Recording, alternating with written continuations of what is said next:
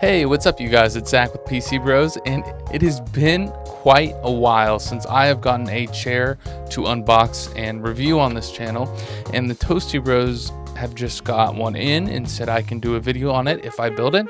So that is exactly what I did here. And today I got the opportunity to unbox this HBADA E3 Pro ergonomic chair, which ergo chairs are one of those items in an office that just are surprisingly expensive. This happens to be one of the higher end, more luxury ones.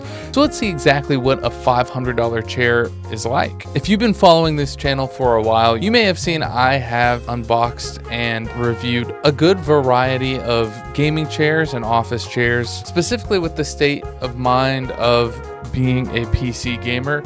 Would I want this in my gaming setup? And if I think it was worth the money and quality. So I'm going to rate this experience in 3 different ways. One of those being how easy it was to build, how good is the build quality and the overall quality out of 10, and how comfy is it, and would I use it long term in a gaming setup? So we have experience with HBADA products already, and Zach from the ToastyBros mentioned he has this same chair and he loves it. But for me, I see this price tag and I instantly feel the need to go on Amazon and look for different options before I commit to something like that. Now, this isn't a sponsored video in any way, and I probably should have started with that. So it's going to be fully unbiased on whether I think it's worth it or not. And we can even see sometimes on Amazon, you'll see the same thing for cheaper. Now, this is the P3. I was like $100. Okay.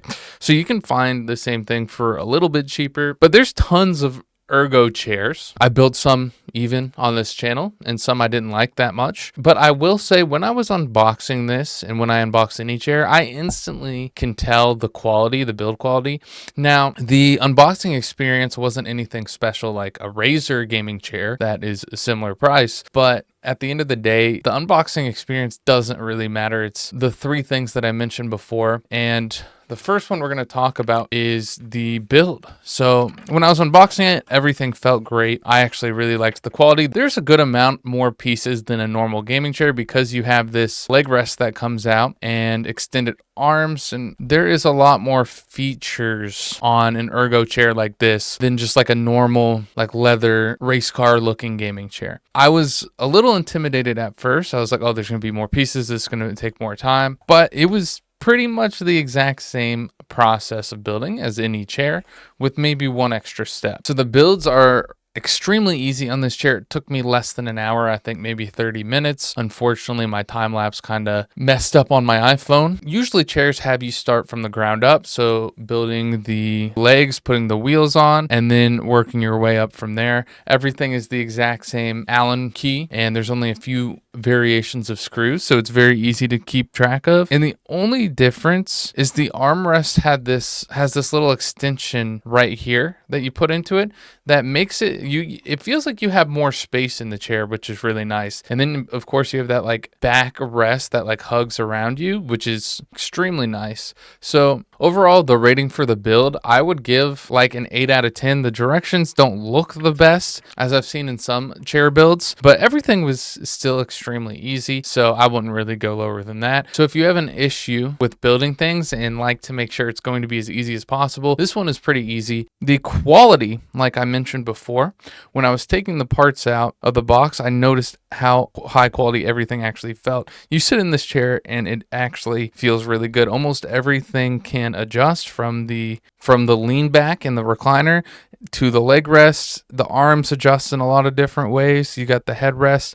Everything adjusts very nicely and it feels very tight. It does not feel wobbly whatsoever. It feels a mixture between comfy and like really sturdy. Something that if you've sat in a chair like this before, you might know what I mean. It's definitely a highly engineered chair. The price might be worth it because at this point I've seen a bunch of gaming chairs, gaming desks, and the prices are just whatever whatever it is. 500 sounds like a lot. If I told a bunch of different people and said, would you spend 500 on a gaming chair? I'm sure most of them would say that's absolutely insane. You look on Amazon, but then most likely you're going to get what you pay for a $100 chair. You might miss out on a lot of things. It is a hard price point to want to commit to something, even though it's the main thing that you're going to be in the whole time in your setup. You want it to be comfy. You don't want your back to hurt. You don't want it to mess up your spine and stuff. So an ergo chair like this definitely could be worth it, especially if you have those problems already. The build quality was like a 10. I don't think they could have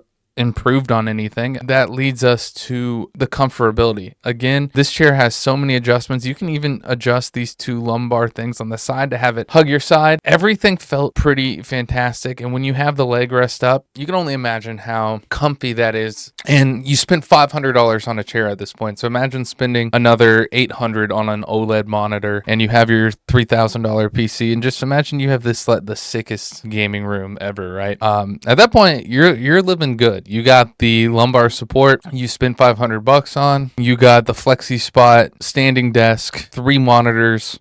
All of them are OLED. Why not? And you're just living life. Let me know in the comments if that's you. If a $500 chair is in your budget. Now that I've used one and I've been spoiled in that way that I didn't have to spend money to use it, it is tempting to get. We were all kind of having a bid war at work on who was going to get it. We all like these chairs. As a consumer, is this a chair that if you felt you really needed that extra support for your spine and you felt like it would help health issues or anything like that, would you spend that money on it just as a like insurance policy that you could sit for a long period of time, you game a lot and it won't hurt?